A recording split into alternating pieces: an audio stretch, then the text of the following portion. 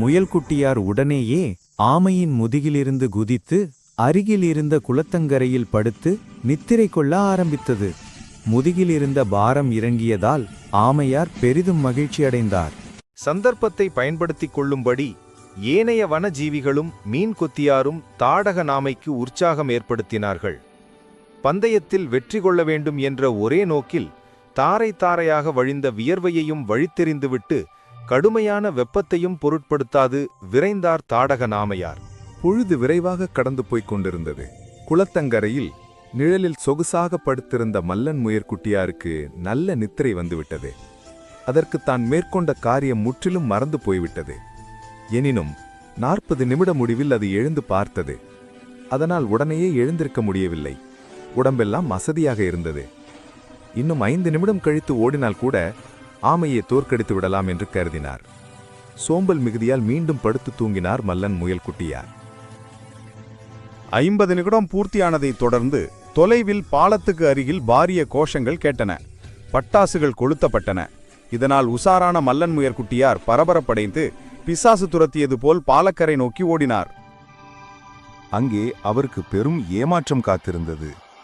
தாடகநாமை பந்தய ஓட்டத்தில் வெற்றி பெற்றிருந்தது. அவர் கழுத்தில் மலர் மாலைகள் குவிந்திருந்தன.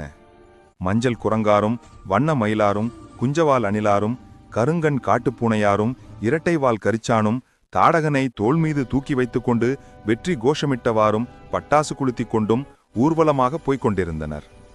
நடுவர் சுரக்கட்டை தவளையார் எல்லாருக்கும் முன்பாக தாவி தாவி சென்று கொண்டிருந்தார். மல்லன் முயற்குட்டியாருக்கு பெருத்த அவமானமாக போய்விட்டது. தன்னிடம் திறமையும் ஆற்றலும் இருந்தும் வெற்றி பெற முடியாமல் போனமை தொடர்பில் பெரிதும் மனக்கலேசம் அடைந்தார். தனக்கெதிராக பெரும் சதி நடந்திருக்கிறது என்று கூக்குரலிட்டு கத்தினார். மல்லன் முயற்குட்டியார் சிவந்த முகத்துடன் வீட்டுக்குள் நுழைந்தவாறே, நாசகாரர்கள் சதி செய்து விட்டார்கள். அடுத்த முறை அதற்கு இடம் கொடுக்க மாட்டேன் என்று அட்டகாசமாக அரற்றினார். என்ன நடந்தது என்று அம்மா முயல் கேட்டபோது நடந்த விடயங்களை மல்லன் முயற்குட்டியார் உள்ளது உள்ளபடி கூறினார். மெதுவாகவும் நிதானத்துடனும் உறுதியுடனும் செயற்பட்டால் வெல்வது உறுதி என்று கூறியது அம்மா முயல். ஆனால் அடுத்த முறை எப்படியும் வென்று விடுவேன் என்று சூளுரைத்தது மல்லன் முயல். அடுத்த முறை சூரியன் இல்லாத போது முகில் சூழ்ந்த நேரத்தில் பந்தயத்தை வைத்துக் கொள்ள வேண்டும் என்று மனதுக்குள் திட்டமிட்டுக் கொண்டது. ஆனால் தாடக நாமையாரும் அடுத்த முறை பந்தயத்துக்கு திட்டமிட்டு கொண்டுதான் இருந்தார். அடுத்த முறை பந்தயத்தில் கலந்து கொள்வதற்கு முன் 2 சறுக்கும் சில்லுகளை வாங்கி கொண்டு விட வேண்டும் என்று அவர் நினைத்துக் கொண்டார்.